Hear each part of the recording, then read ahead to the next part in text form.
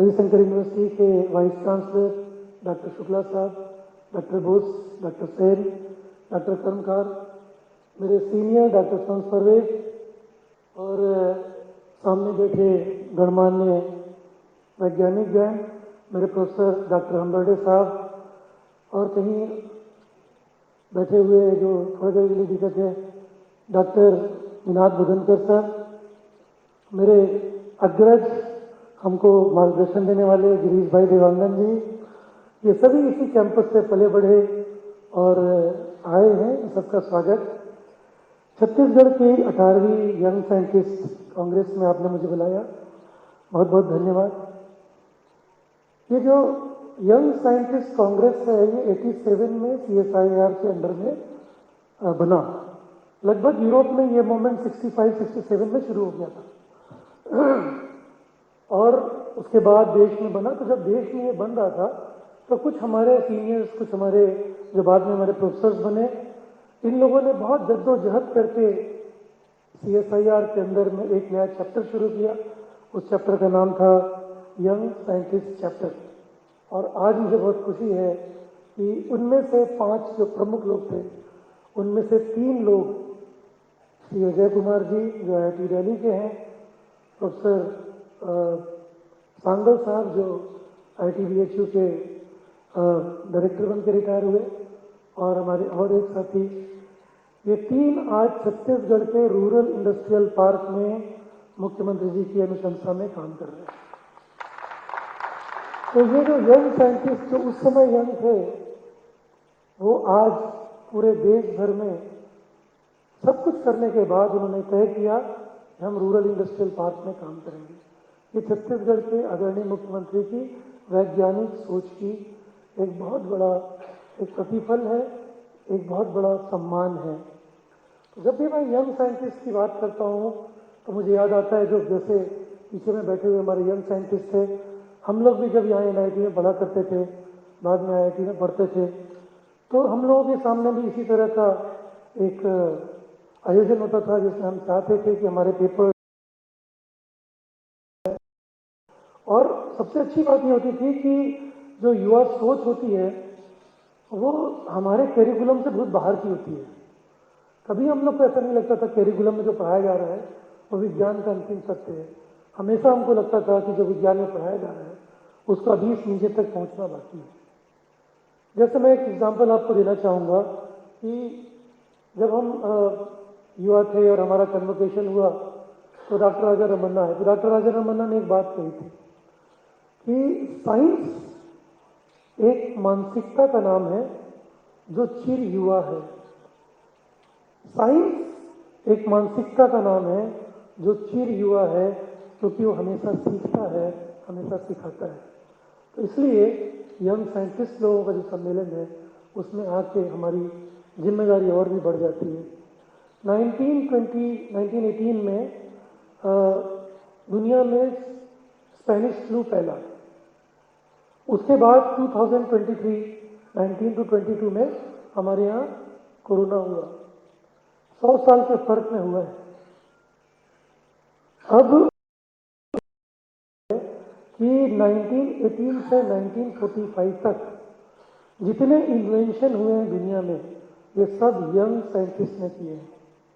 और दुनिया के बड़े बड़े इन्वेंशन, चाहे रेडियो से शुरू करके टेलीविजन में आप आ जाए, यहाँ तक कि जो इलेक्ट्रिक शेव, ब्लेड, तमाम चीज़ें आप उठा के देख लीजिए। 1918 से लेके 1944 में एटम बम के बनने के बाद फिर युवा समझ और सोच में बैक सीट ले लिया। 1918 के बाद जब 2019 में 100 साल बाद जब कोरोना आया, तो उस कोरोना ने हमको फिर से एक नए पैराडाइम में सोचने में विवश कर दिया। और ये जो नया सोच है और बहुत सारी चीज़ों को उसने सोशली चेंज कर दिया, बहुत सारे साइंस के हमारे जो पैरामीटर्स हैं उसको चेंज कर दिया, और अभी नए साइंटिस्ट उसमें बहुत अच्छा काम कर रहे हैं। जैसे पहले हम लोग सोचते थे हमेशा कि बड़ी मशीनें होनी चाहिए, बहुत हाई इलेक्ट्रिक वोल्टेज होना चाहिए, बहुत मैक्रो किस्म का इन्वेस्टमेंट होना चाहिए, लेकिन अभी 2010 के बाद ये पूरा बदल गया है।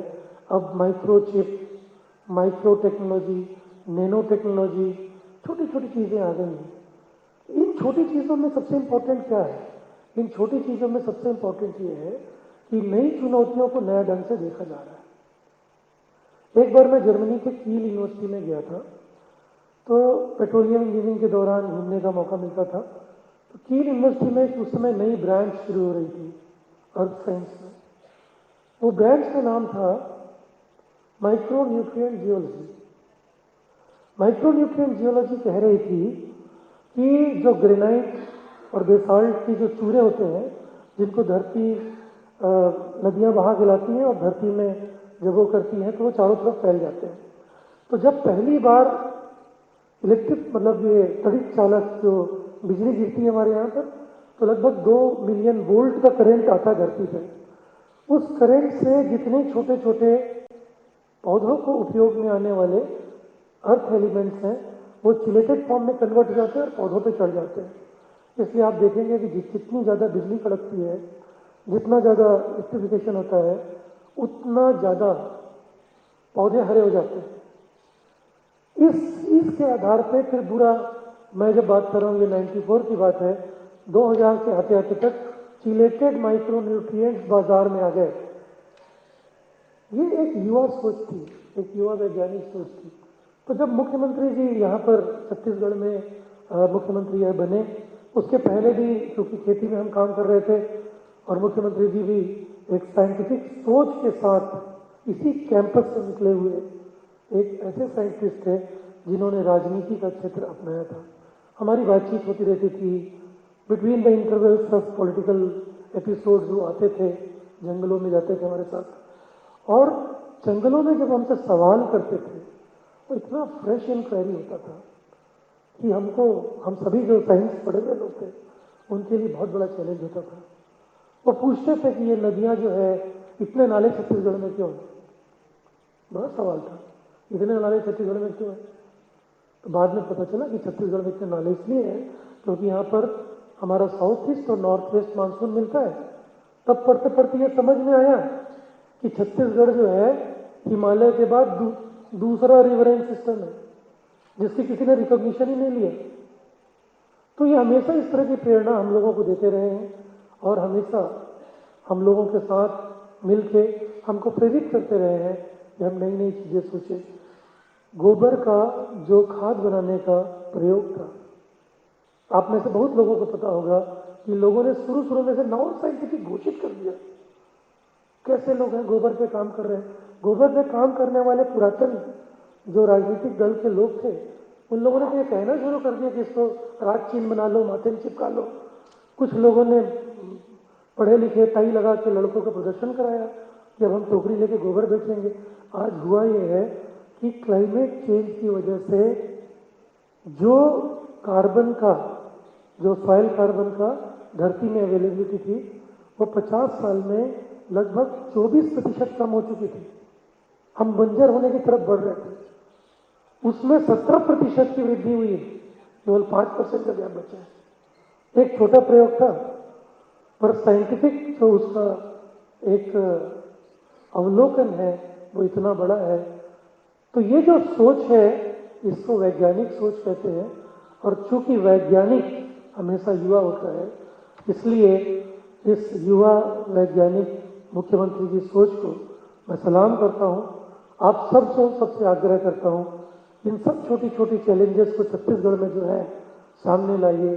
चाहे न्यूट्रिशन का इशू हो, चाहे जो खेतों से अलग अलग फसलें खत्म होती जा रही हैं, चाहे क्लाइमेट चेंज के रीजंस हो।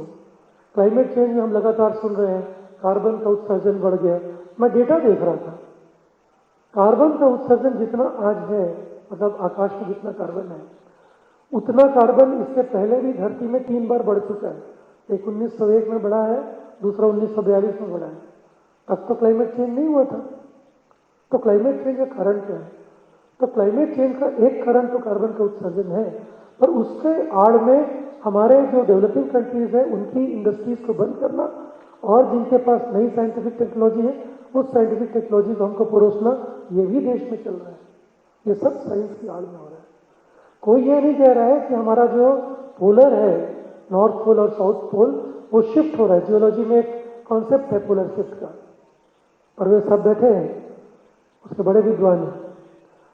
तो पोलर जब शिफ्ट होता है तो धरती का जो जियोमैग्नेटिक रेस है, जो धरती का जियोमैग्नेटिक फील्ड है, वो भी चेंज हो जाता है। तो उससे चलने वाली हवाएं, मानसून अपना रास्ता बदल देती हैं। तो राजस्थान में ज्यादा पानी गिरता है और छत्तीसगढ़ और बाकी जगहों में अकाल पड़ने लगता है। तो ये जो चीजें हैं, ये साइंटिफिक अवलोकन का हिस्सा होना चाहिए, आज नहीं है। तो क्लाइमेट शिफ्ट, क्लाइमेट चेंज में पोलर शिफ्ट का कोई नाम नहीं है। उस तरह की बहुत छोटी छोटी चीजें हैं जिनको हम लोगों को फ्रेश खड़ा होकर बात करनी चाहिए। आखिरी उदाहरण देते हुए अपनी बात समाप्त करूंगा।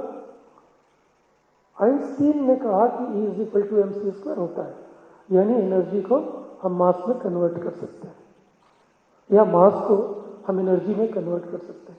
और उसने उसका एक एग्जाम्पल बना के दिया, जिससे बाद में एटम बम बन गया। डी ब्रॉगली एक दूसरा साइंटिस्ट हुआ।